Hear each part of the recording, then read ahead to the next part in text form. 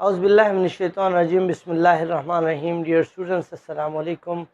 हमारा आज का टॉपिक है एज़ सून एज़। इसका मतलब है जूँ ही। हमारे उर्दू के सेंटेंसेस में ऐसे वर्ड्स आते हैं जैसे जूँ ही या जैसे ही और वैसे ही। मिसाल के तौर पर आप कहते हो कि जैसे ही मैं कमरे में दाखिल हुआ, या आप कहते हैं जूँ ही मैं कमरे में दाखिल हुआ वैसे ही ऐसे हो गया। ठीक है, आप मुख्तलिफ तरह के सेंटेंसेस बनाते हो उर्दू में।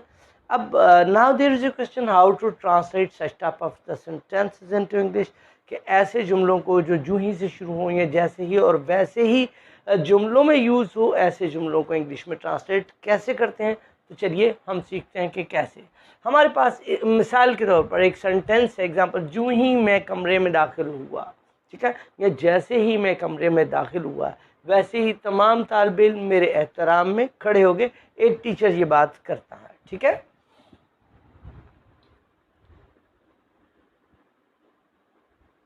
जूँ ही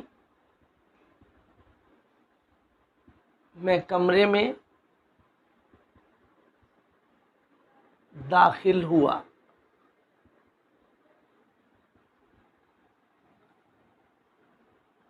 तमाम तलबा मेरे एहतराम में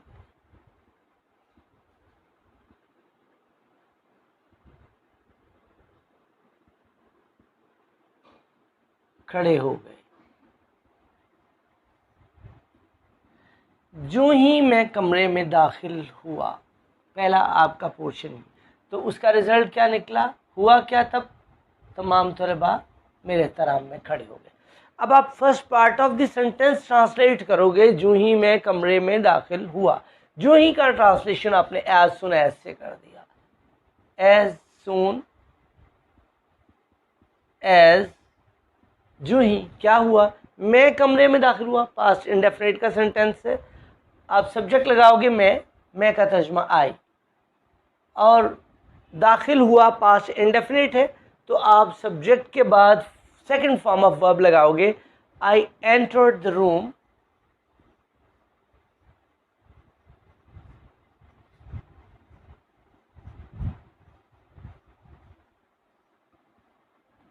क्या हुआ, तमाम तलबा मेरे एहतराम में खड़े हो गए। All the students, all the students stood, stand का second form of verb, stood in my respect.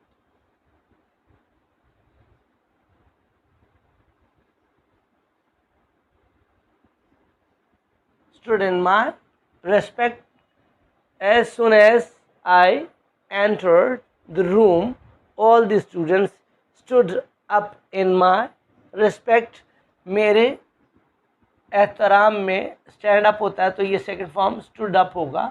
Stood up in my respect, मेरे एहतराम में खड़े हो गए। स्टैंड अप का second form of verb stood up. जब आपका जो प्रिंसिपल क्लास है वो पास्ट में होगा, तो सबॉर्डिनेट क्लास जो होगा वो भी आपका पास्ट में होगा। सेकंड फॉर्म ऑफ वर्ब आप यूज करेंगे उसके अंदर भी। आपके पास एक और सेंटेंस है, जो ही वो हवाई अड्डा पर पहुंचा, हवाई अड्डे पर पहुंचा, हवाई जहाज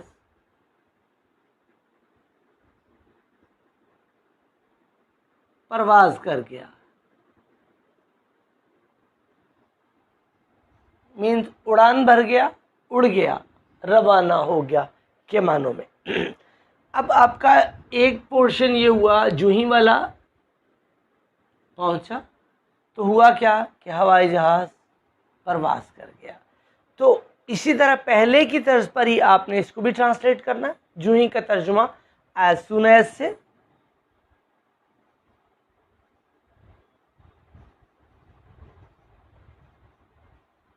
कौन है, सब्जेक्ट क्या है, जैसे इसमें सब्जेक्ट मैं था, इसमें सब्जेक्ट वो है। जूँ ही वो हवाई जहाज हवाई अड्डे पर पहुंचा। एज सुन एज ही, अब आपने सब्जेक्ट लगाया ही, और ही के बाद आपने सेकंड फॉर्म ऑफ वर्ब लगानी है, क्योंकि पास्ट इंडेफिनिट है फिर ये, ठीक है।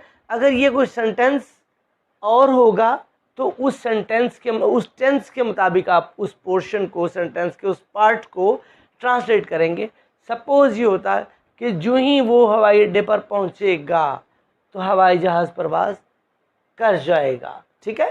तो ऐसी सूरत में आप अकॉर्डिंगली आप ट्रांसलेशन इसकी करेंगे। अगर होता है जो ही वो हवाई अड्डे पर पहुंचता है तो आप उसकी प्रेजेंट इंडेफिनिट में ट्रांसलेशन करेंगे। तो अब चूंकि ये पास्ट इंडेफिनिट है तो आप एज सुन एज के बाद लेगा एज सुन एज ही क्या हुआ जी, रीच्ड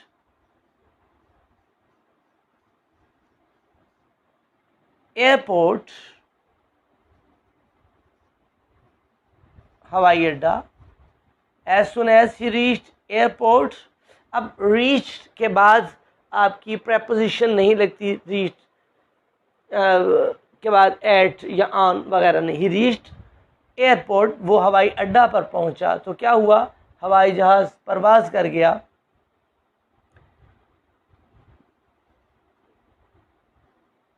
द प्लेन, अब परवाज कर जाना की ट्रांसलेशन में टेक ऑफ होता है, हवाई जहाज का चढ़ना, हवाई जहाज का उड़ना। तो आप the plane took off, past है ना तो सेकंड फॉर्म टुक ऑफ, परवाज कर गया। एज सुन एज ही reached airport the plane took off, हवाई जहाज परवाज कर गया। जो ही बिल्ली ने चूहे को देखा, नेक्स्ट सेंटेंस आपका, जो ही बिल्ली ने चूहे को देखा ये उसके ताकुब में उसके पीछे भागी।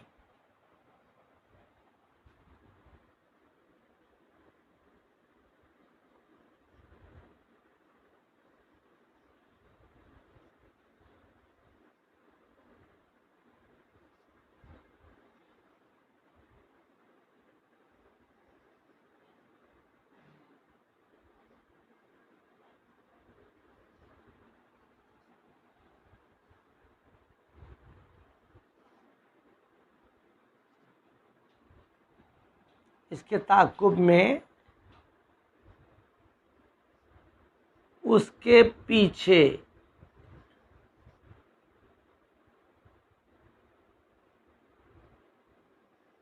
भागी।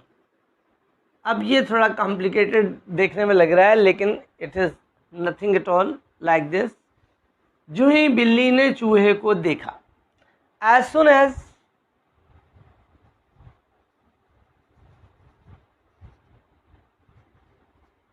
सब्जेक्ट कौन है, कैट है, द कैट, चूहे को देखा, सॉ, द रैट, तो क्या हुआ, ये यानी बिल्ली इसके ताकुब में इसके पीछे भागी। इट रैन, रन की second form of verb ran, it ran after it to chase it.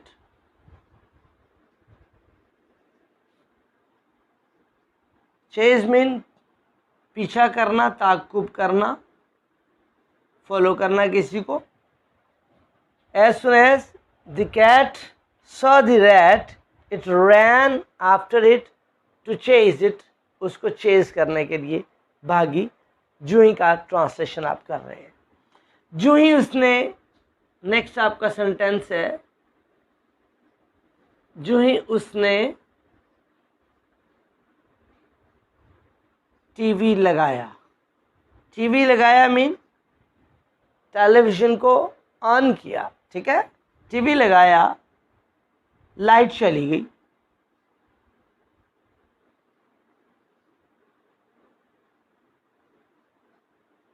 यानी पावर ब्रेकडाउन हो गई। जो ही उसने टेलीविज़न लगाया मीन्स स्विच ऑन करना। तो as soon as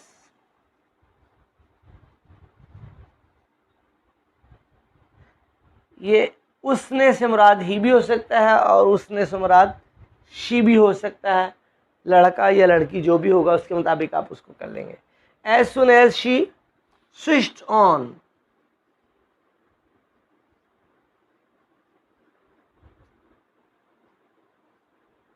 TV television, he switched on television, क्या हुआ, पावर ब्रेक डाउन हो गई, यानी लाइट चली गई, बत्ती चली गई। पावर ब्रेक डाउन होता है तो चली गई पास्ट है चूंकि, तो ब्रेक की सेकंड फॉर्म अब वर्ब करेंगे पावर ब्रोक डाउन।